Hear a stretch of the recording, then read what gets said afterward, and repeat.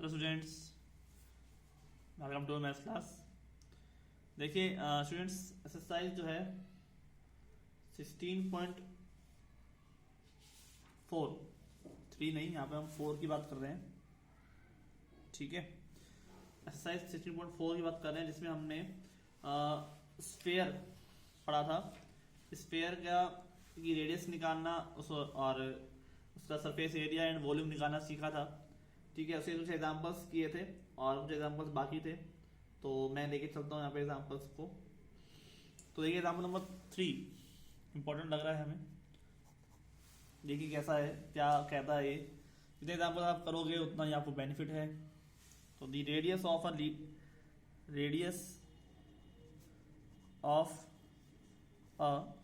Lead sphere is 5 centimetre. ठीक है, फिर उसने कहा है how many spherical bullet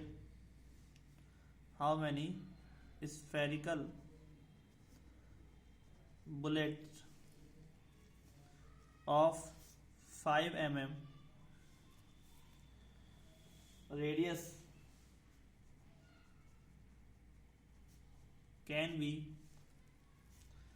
formed this sphere।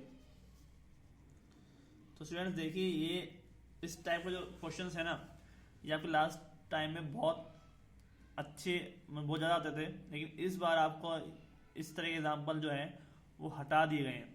ठीक है, चलिए पिछली बार तक के तो मोस्ट इंपोर्टेंट एग्जाम्पल हुआ करते थे, लेकिन इस बार ये हटा दिए गए। हटाने का मतलब ऐसा क्यों हटा गया, ये इस क्वेश्चन में क्या है कि एक तरह की शेप को दूसरी तरह की शेप में चेंज किया जा रहा है, फॉर्म यानी कि बदला जा रहा है। ठीक है, एक तरह की शेप यानी कि स्फेयर था, स्फेयर आपको दे रखा था और उसने कहा कि हाउ मेनी स्फेरिकल बुलेट, कितने स्फेरिकल बुलेट आप बना सकते हो इससे। तो एक शेप को दूसरी शेप में बदलने वाले जो क्वेश्चंस हैं वो इस बार आपके बोर्ड एग्जाम में नहीं आएंगे, उसमें हटा दिया गया। ठीक है, तो अब हम यहाँ पे एग्जाम्पल जो है दूसरा ले लेते हैं। आपको बताने के लिए मैंने एग्जाम्पल लिखा था ये। ठीक है, द रेशो ऑफ सरफेस। तो स्टूडेंट जो भी इस तरह के जितने भी एग्जाम्पल आपको कहीं पर नजर आए या क्वेश्चन नजर आए तो आपको नहीं करने। ठीक है, जैसे आपका कौन का जो सेक्शन है वो हटा दिया गया है, वैसे ये भी हट गया है। The ratio of surface areas of two sphere is 4:9. Find the ratio of their surface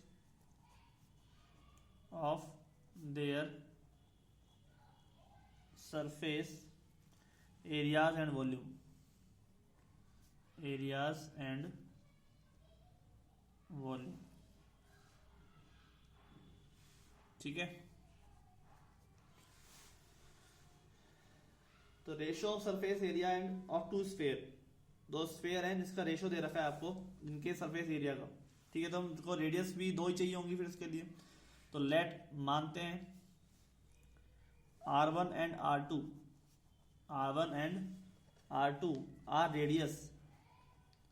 are radius of two spheres। ठीक है, एंड 4 पाई R1 का स्क्वायर एंड 4 पाई R2 का square are their surface areas।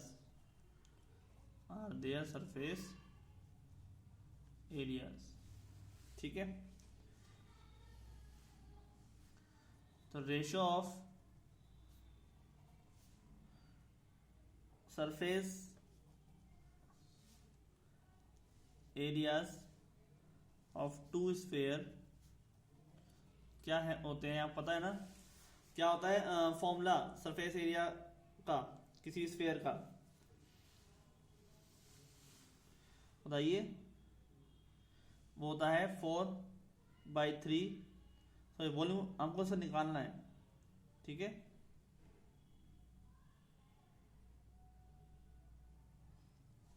यहाँ पर जो 4:9 है ना, वो रेशो आपका दे रखा है रेडियस का, ठीक है, सरफेस एरिया का नहीं है। क्वेश्चन पे थोड़ा मिस्टेक है, आप सब ठीक कर लें, ठीक है। रेशो ऑफ रेडियस है, ठीक है, radius of two surface to sphere इतना दे रखा है, और फाइंड करना है उसका रेशो किसका, सरफेस एरिया का और वॉल्यूम का, ठीक है। तो ratio of radius, ratio of radius क्या है, आपकी बुक में ही मिस्टेक है, ये हमने मिस्टेक नहीं करी, यहाँ पे बुक में ही मिस्टेक दे रखी है, इसी वजह से मैंने आपको ठीक करा दिया। अब आप दो देख लेना, R1 का स्क्वायर अपॉन R2 का स्क्वायर, ठीक है। ये 4πr1 square and 4πr2 square होता है, ठीक है। तो R1 का स्क्वायर अपॉन R2 का स्क्वायर है। यहाँ पे आप देखिए साथ में मैं लगा दूं, अगर 4πr1 का स्क्वायर अपॉन 4πr2 का स्क्वायर, तो ये कैंसिल हो जाएगा। तो ये चाहे सरफेस एरिया लिख लो चाहे रेडियस लिख लो, एक ही बात है, ठीक है। तो ये हो जाएगा आपके पास 4/9, ठीक है। सॉरी, ये यहाँ पर R1/R2 जो आएगा ना, वो आएगा रूट में 4/9 के, ठीक है। तो ये हो जाएगा यहाँ पर 2/3, ठीक है। R1/R2 क्या हो जाएगा, 2/3 हो जाएगा। अब हमारे पास रेशो निकालना है वॉल्यूम का, तो ratio of volumes of two sphere, ठीक है, वॉल्यूम ऑफ टू स्फीयर, ये क्या हो जाएगा 4/3 पाई R1 का क्यूब अपॉन 4/3 पाई R2 का क्यूब, ठीक है। दो रेशो है, यहाँ पे देखो ये कैंसिल, ये भी कैंसिल, इससे R1 का क्यूब और R2 के क्यूब से काम चल जाएगा, ठीक है। तो R1 और R2 का जो रेशो है वो कितना था, 2/3 था स्फीयर सरफेस एरिया का, ये सरफेस एरिया का ही है रेशो, ठीक है, 2/3। और वॉल्यूम का जो हम बता रहे हैं वो है R1 का क्यूब अपन R2 का क्यूब, यानी R1/R2 कितने थे 2/3, इसका क्यूब करते हैं तो कितना हो जाएगा, 2 का क्यूब होता है 8 और 3 का होता है 27, तो 8/27 या फिर 8:27, ये तो होता है वॉल्यूम का हो गया। और 2:3 किसका हो गया, सरफेस एरिया इसका, ठीक है। दोनों आपको पास मिल गए रेशो, कोई दिक्कत नहीं हुई, आराम से। तो हम कुछ क्वेश्चंस कर लेते हैं इस पर बेस, देखिए आप लोग क्वेश्चन क्या क्या क्वेश्चन जो दे रखे हैं एक्सरसाइज के सॉल्यूशन हम यहाँ पे निकाल लेते हैं। तो एक्सरसाइज 16.4 का क्वेश्चन नंबर है हमारे पास फर्स्ट, ठीक है। कह रहा है कि find the surface area, find the surface area and volume of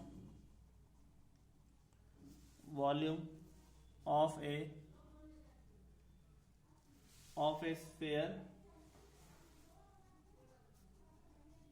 of radius 1.4 centimetre, ठीक है। Find the surface area and volume आपको निकालना है। तो सरफेस एरिया होता है 4πr² और वॉल्यूम होता है 4/3 πr³। तो रेडियस ही चाहिए होती है इसके अंदर, तो रेडियस हमको पास दे रखी है, हम निकाल लेते हैं। तो surface area of sphere equal to 4πr², ठीक है। रेडियस भी आपको इस तरह की मिलेगी 1.4, 2.8 या 28, ठीक है, जिससे वो 7 से ब्रेक हो जाए, ठीक है। ध्यान रखना पेपर में भी आपको इजीली वे में फिगर मिलेंगे, इजी वे में कैलकुलेशन करनी होगी, ज़्यादा कोई हार्ड नहीं होगी, ज़्यादा हार्ड हो सकती नहीं है, क्योंकि आपको लिमिट टाइम में, लिमिटेड जो टाइम मिलेगा उसमें आपको पूरा पेपर करना होता है। और ऐसा नहीं है कि पेपर इतना लेंथी बना दें कि वो टाइम से आउट जाकर भी ना हो रहा हो। तो पहले टीचर्स जो है उसको सॉल्व करके देखते हैं, सॉल्व करने के बाद अगर उससे हो जाता है लगभग हाफ टाइम में, ठीक है, जैसे 3 आवर्स का पेपर है, 1.5 या 2 आवर्स में पेपर हो जाता है, तभी वो बच्चों को लिए देते हैं। तो surface area of sphere 4 pi r square, then 4 multiply pi, pi का मतलब 22/7, आर स्क्वायर का मतलब कितना है 1.4 मल्टीप्लाई 1.4, ठीक है। 1.4 को हटाया, यहाँ पे लगाया 10, 7 2 जा 14, 2 से ब्रेक कर दो, 2 2 जा 2 का 11 टाइम्स, 2 का 5 टाइम्स, यहाँ पर हटा दो 10, 2 5 जा 10 और 2 2 जा 4, ठीक है। ये 14 ब्रेक नहीं होगा यहाँ पे, लेकिन कोई बात नहीं, 2 2 जा 4 और ऊपर हो जाएगा 44 अपॉन 5 5 जा 25 और मल्टीप्लाई में 14। ये आपके पास होगा प्रॉपर जो भी वैल्यू निकालनी है। तो देखिए नीचे वाली जो वैल्यू है वो तो हम यहाँ पर ब्रेक करने की होगी, लेकिन ऊपर वाली वैल्यू हम आराम से मल्टीप्लाई कर सकते हैं। 4 मल्टीप्लाई 11 मल्टीप्लाई 14, ठीक है। तो ऊपर हो जाएगा 4 और 1 5 और 1 154, ठीक है, अपॉन 25। तो 4 4 16, ठीक है, 616 अपॉन 25, ठीक है। और इसको करोगे आप तो आ जाएगा 24.64 सेंटीमीटर स्क्वायर, ठीक है। ठीक है, 25 मल्टीप्लाई 25 करते तो कितना आता है 625 आता है। तो यहाँ पर ये से कम है तो 24.64। वैसे आप ब्रेक करके देख लो, भाग दे दो, उसमें भाग दे के देख लो, आराम से ये आ जाएगा, ठीक है स्टूडेंट्स। तो अब हमारे पास जो निकाल रहे हैं वो है वॉल्यूम ऑफ स्फीयर, ठीक है। और इसका फॉर्मूला क्या होता है 4/3 पाई आर क्यूब, ठीक है। फॉर्मूला याद होगा तो आप कुछ भी सॉल्व कर सकते हैं, फॉर्मूला बेस है सब कुछ। 4/3 मल्टीप्लाई पाई, पाई का मतलब 22/7, आर क्यूब का मतलब 1.4 मल्टीप्लाई 1.4 और 1.4, 3 बार लिखा जाएगा, आर क्यूब है तो 2 बार लिखा जाएगा, आर स्क्वायर है तो, ठीक है। आर का मतलब क्या है रेडियस, ठीक है, रेडियस है आपके पास 1.4, तो जो रेडियस है वो गिवन है 1.4, ठीक है। पॉइंट हटा दिया, 10 लगा दिया, 7 2 जा 14, ठीक है, 2 5 जा 10, पॉइंट हटा देते हैं, 10 लगा देते हैं, 2 5 जा 10 और 2 2 जा 4, क्लियर। तो अब हमारे पास इसके अलावा और ब्रेक तो हो नहीं रहा, तो पॉइंट हटाने की जरूरत भी नहीं है, हम सबको मल्टीप्लाई कर देते हैं यहाँ पे। 5 5 जा 25, 3 जा 75, तो नीचे आ जाएगा और ऊपर आ जाएगा 22 मल्टीप्लाई 14